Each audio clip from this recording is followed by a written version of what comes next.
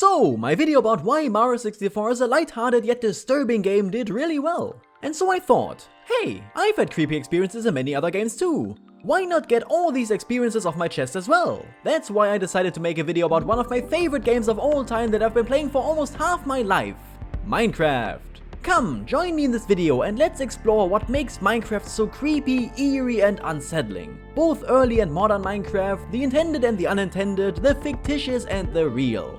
And then at the end, hear my stories of creepy experiences I had in the game, such as the player apparitions and the ghost horse that came out of nowhere and went away with a bang. Let's dig straight down to bedrock and find out why Minecraft is so creepy.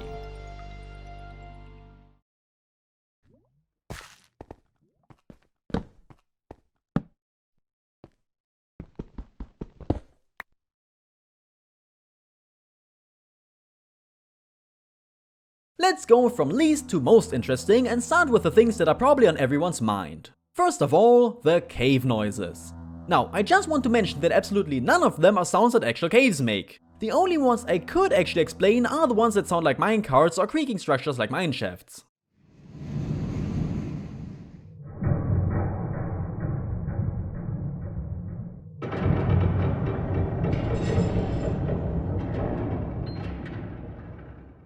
But the rest are just random strings and weird huffs and droning noises.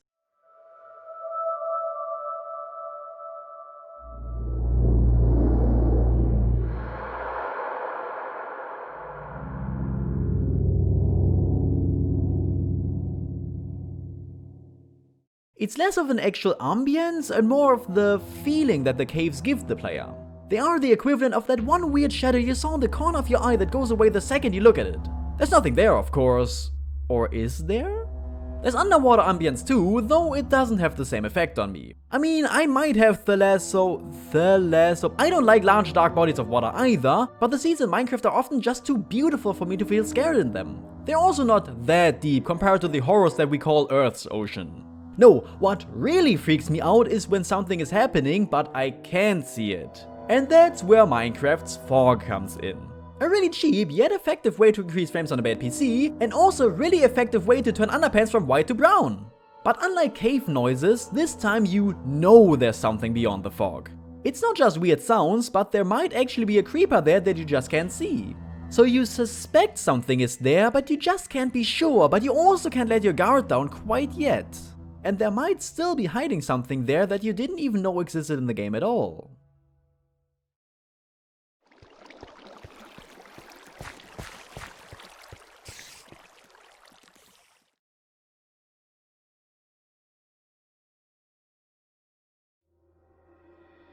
Yes, that's right. I'm of course talking about my Minecraft skin that I've made myself when Fallen Kingdom came out and have used ever since. Jokes aside, it's very obviously Herobrine and both you and I know why he's on the list. But for the two people who have never even heard of him, Herobrine or Herobrine was the first Minecraft creepypasta. The story goes that someone started up a new world in single player. Because of their bad PC, they had to play with the fog cranked all the way up. But then, they noticed something moving in the fog. Someone with the default skin just with white eyes. After a while, they began to see seemingly man-made structures that they didn't create themselves, and after going on forums, they found out that other people had similar experiences. Eventually, Herobrine was revealed to be the brother of Notch, but who then said that his brother was no longer with us. Obviously, it's all fake and we all knew it. But did we? I can only speak for myself, but while I knew it was made up, I still wanted to believe. It didn't help that the update logs kept saying that they removed him, keeping the mystery alive constantly. And what also didn't help was that I had the peak conditions for scaring myself even further. Because my PC sucked and I had to play with the fog all the way up too. And you know when you finish a horror movie and then you make fun of how bad and not scary it was, but then you check every door 10 times to make sure it's really locked anyway? I just felt watched. Like there really was someone out there looking at me. It's basically what happened to me in Mario 64, by the way, go watch that video too. I know there was nothing there, but the game's atmosphere and my gut convinced me otherwise. And I made myself even more anxious because I like to roleplay a lot. By pretending I was really living in my house, reading books, listening to music, and looking out into the distance to see if I maybe spotted another person. A similar phenomenon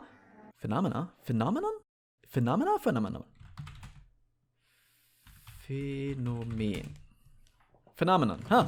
A similar phenomenon would be Israfel, created by the Yogscast during the Let's Play of Minecraft's alpha stage. I never watched Yogscast much myself, but my friend Ben reported similar feelings to how I felt towards Herobrine. Like he was being watched and that something beyond comprehension could pop up at any moment. Man, kids really are stupid, aren't they? How old was I? Like 15? 16? Shut up! I mean, early Minecraft was really creepy, okay? Even creepier than modern Minecraft.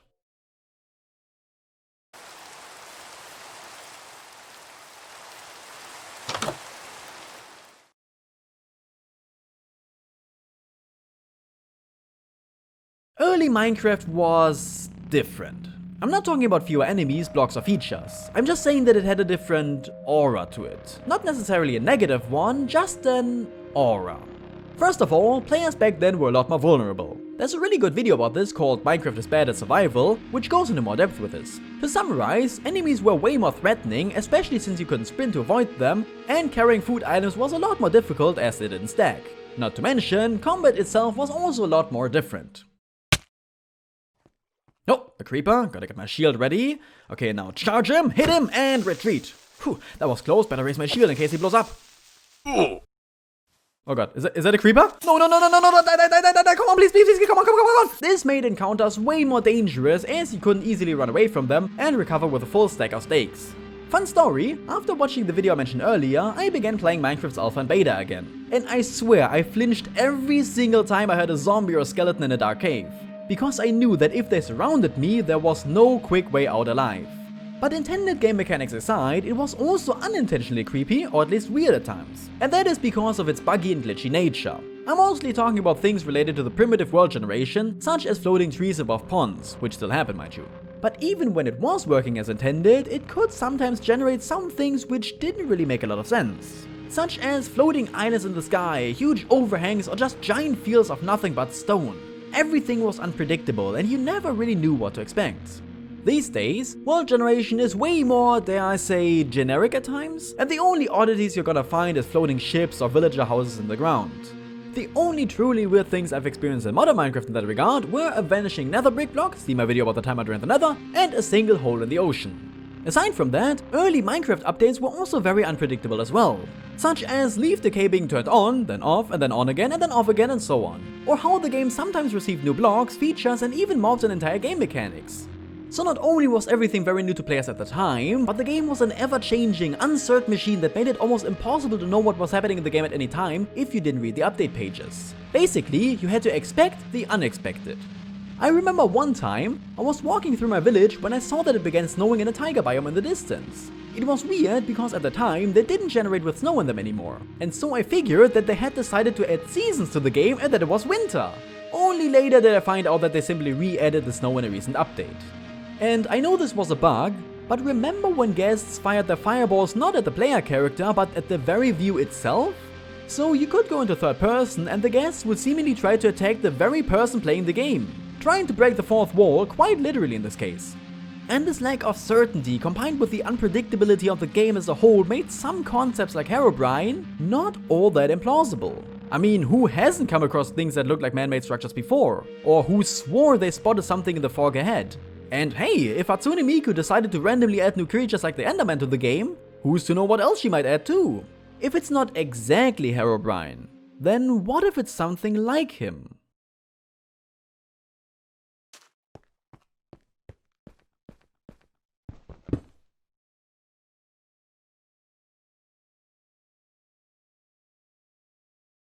Minecraft isn't just scary when it acts in unintended ways, however. There's a lot of things in the game which are meant to give people a sense of uneasiness. One of the oldest examples is probably Disc 11. It's not even a music disc, it's just a recording of the last moments of someone who presumably fell victim to Enderman. Hurried footsteps running from eerie noises, coughing, fiddling with machinery and books. Then suddenly, the noises get closer, the person panics, runs away, faster, out of the cave, they found him! And then, it just stops. There's no jump scare, just a dirty feeling. It's really creepy hearing these video game noises combined with real world sounds. Kinda makes the entire thing feel like it happened to an actual person and you really shouldn't have listened to it. The other music discs aren't that innocent either. Disc 13, for example, is just disturbing ambience, made out of cave and enemy noises. The fact that it's named 13 makes me think it's a sequel to Disc 11, like it tells the story of what happened after that disc. And hey, maybe there's a Disc 12 that tells even more of the story.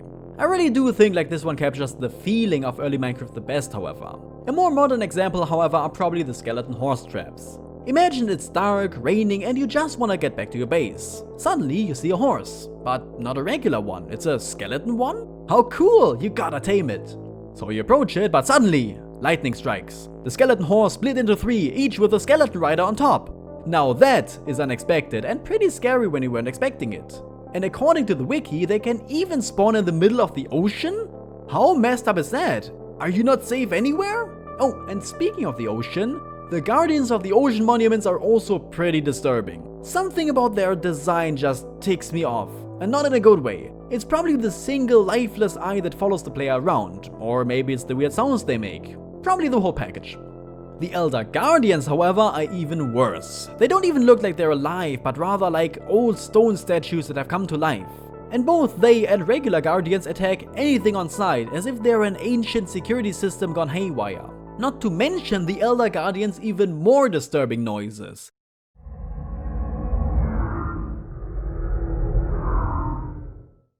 It really sounds like how one would imagine a Lovecraftian being from the sea. Oh, and how can we forget about the jump scare? This one actually caught me off guard at least once or twice before. The Phantoms are another candidate. They're very fast, deadly, and worst of all, unexpected. Since they only ever show up if the player hasn't slept in over 3 days, it's easy to forget they even existed. That is, if you even knew they existed to begin with. It's also a bit unsettling how the game essentially implies that they're hallucinations. I mean, if you hadn't slept for 3 days in real life, it wouldn't be unusual for you to see things like that too. To be honest though, I gotta say that these things don't really disturb me all that much anymore. It's probably just the fact that they're all coded in and therefore have a clear pattern that I can comprehend. But I can still imagine that these things actually scare new players once they encounter them for the first time. And that first encounter might create a sort of uneasy undertone in the game for them, like they're constantly on edge deep down. What disturbs me personally, however, is the unspoken things going on in the game. Ones that aren't outright shown, but more implied. Because there's not a definitive answer, it makes it easier for the mind to go crazy.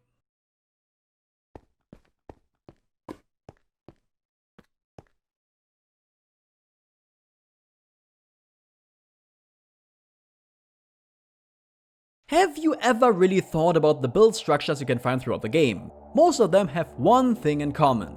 They're abandoned. Temples, ruins, shipwrecks, strongholds, igloos, and even entire fortresses, bastions, and cities. It makes me wonder, who built them? Why were they abandoned? Were they made by humans or another race like the villagers? Whoever did it knew what they were doing, and a lot of them don't look very cheap either. In the secret basement of the igloos, you can see that someone attempted to cure villagers of being zombies. So there is someone out there who knows how zombies work and how they can be cured, but then, why are the majority of zombies human? My theory is that long ago, humans used to live on that earth until a zombie outbreak occurred. People were turned into zombies left and right, and the rest didn't know what to do. One part of the population tried to cure them, while others tried to seek refuge in other dimensions. The first of which was the Nether, where the giant fortresses and bastions were built. But this was an extremely bad idea, and the humans that died there were turned into skeletons and blazes, and maybe even something worse. The second plan was to build strongholds, not just to contain former humans and giant cells found throughout the halls, but also to reach yet another dimension, the End. This is where they built the End cities, but also ultimately reached their end, giving the dimension its title. The humans that made it there got slowly corrupted into Endermen because of an overconsumption of chorus fruits. And when a player, another human, looks at them, it reminds them of who they once were, and then they start to get angry in return. Judging by the great loot you can get from End cities, I assume that only the wealthiest people were allowed to make it there. What happened to the rest? Well, they were forced to roam the earth as zombies, skeletons, and perhaps even creepers. Or did they? Maybe some of them survived and over centuries slowly turned into what we now know as villagers. They're human-like enough and still live in human-like structures. And since villagers are the only mob that can also be turned into zombies, it further proves this theory. But it doesn't explain where you, the player, comes from. You're just thrust into this world out of nowhere. What is your purpose there? Are you meant to save it? It's like you are in a place where you shouldn't be. A place that was formerly ruled by humans, but now no one can even remember the time anymore. And yet, even though it's so populated by so many creatures, you can't help but feel very, very lonely. Or maybe there's someone else like you out there. But who is to say how they feel towards you? Should you meet them? Or is it perhaps better if one of you remains shrouded in fog?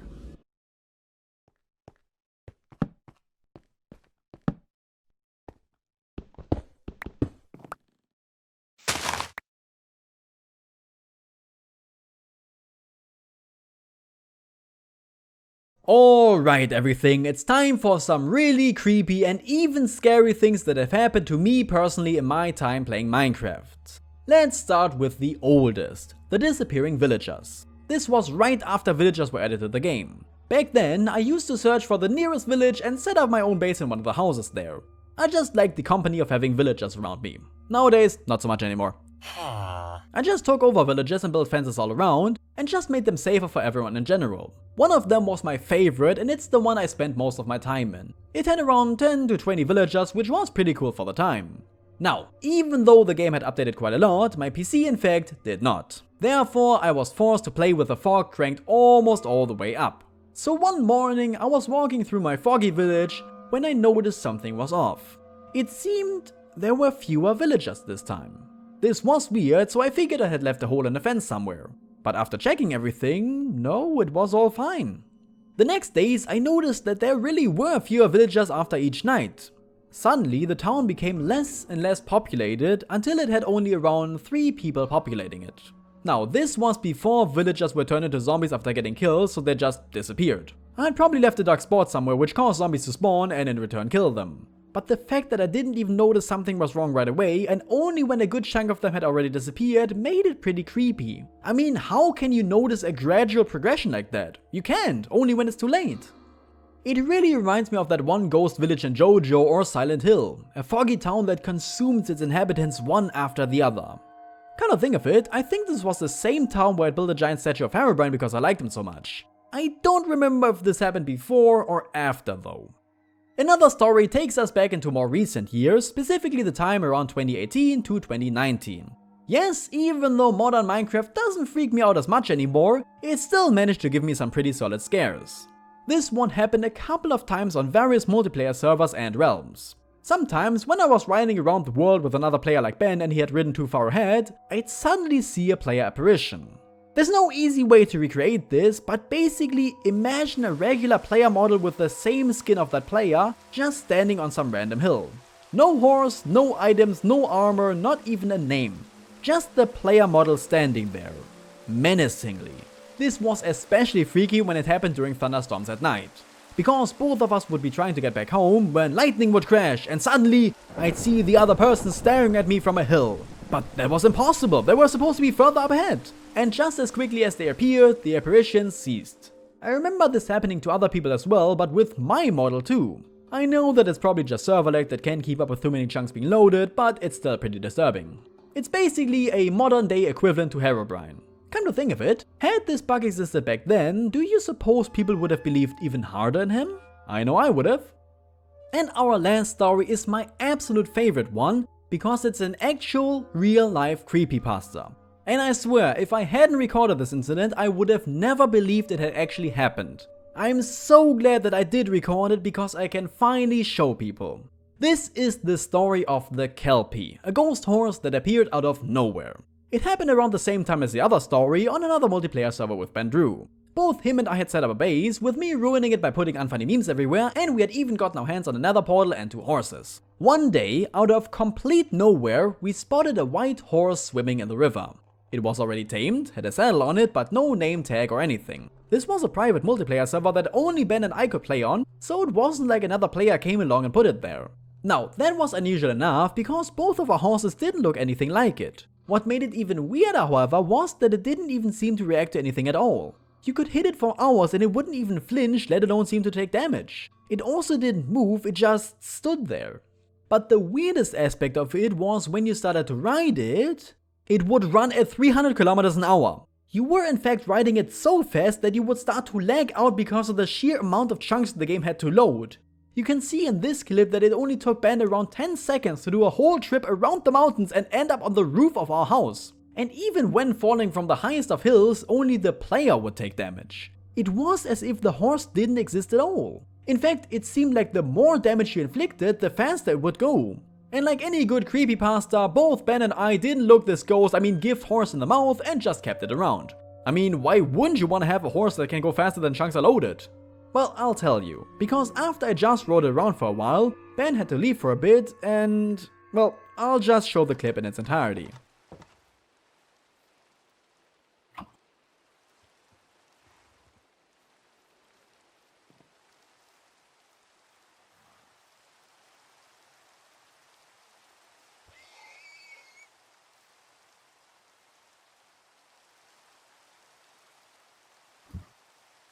I have absolutely no idea what happened there. Afterwards, the horses never appeared again. The Kelpie had risen from the river, mesmerized us with its speed and then vanished, taking both of our horses with it. The most logical explanation is that the horse was obviously glitched. I assume that the game had a hiccup and lost track of how many horses were already tamed, so it added a third one. Perhaps it was white because that's just what the default state of horses looks like. And it probably didn't react to anything because the game wasn't even sure it existed. How can you update the variables of something that's not really there? It then probably increased in speed each time it was hit because the knockback kept stacking on top of each other. Okay, so far so good. The horse glitched itself into existence and the game couldn't keep up. But then, what happened at the end there? Why did it just suddenly die? Okay, the game probably finally realized what was going on and killed it off. But why did it take the other two horses with it? We didn't hit them a single time, not even interact with them. I only sat down on my horse to see if it was glitched too, but then why did Ben's also die? To this day, this is the weirdest and creepiest experience I've ever had in Minecraft. I simply can't wrap my head around it, it's just too unusual. But I don't even think I really want to. I like the idea of having an unsolved mystery in Minecraft. After all, isn't this what we all thought the game was like back then? Like there was more to what we could see, more to what was mentioned in update pages and on the wiki? That sometimes the game would act in ways we couldn't explain or comprehend, and then wonder if it even happened at all. It is a game of infinite possibilities, so it's not too implausible for more phenomena like this to happen. That's why I'm asking, no, begging you to please tell me your own creepy experiences in Minecraft like that down below. Not because I want the extra interaction for YouTube to recommend my videos more to other people, though that is a big plus, but because I just eat mysteries like that up. It's the reason why I still love the concept of Herobrine, to the point of still having him as my skin after all these years. I'm a very big fan of the creepy, especially in media that doesn't have any right to be so creepy. And I am very glad to have played Minecraft, because I could experience all these lovely, uncomfortable, disturbing feelings. Thank you very much for watching, and a very big thanks to my patrons, specifically One Truma, 44, Amara Lemur, Alar Snack, Churchill Lloyd, Critical Flaw, Dan Kekleon, Frozen Spaghetti, House, Jacob Larson, John Woodhouse, Ken Videsar, Kindy Crits, Miki Googler, Muto or Muto, Oleg Andrav, Sprinklehen, Swagger Dagger, T-Control, The Sad Boo, and Tommy Yesto. You can also support me by donating to my Patreon, subscribing, or even just by watching my videos. Anything is appreciated. And if you haven't watched it yet, I'd really recommend watching that video about Mario 64 of mine, which discusses very similar topics. But for now, I'd like to thank you very much for watching. Have a wonderful day and goodbye.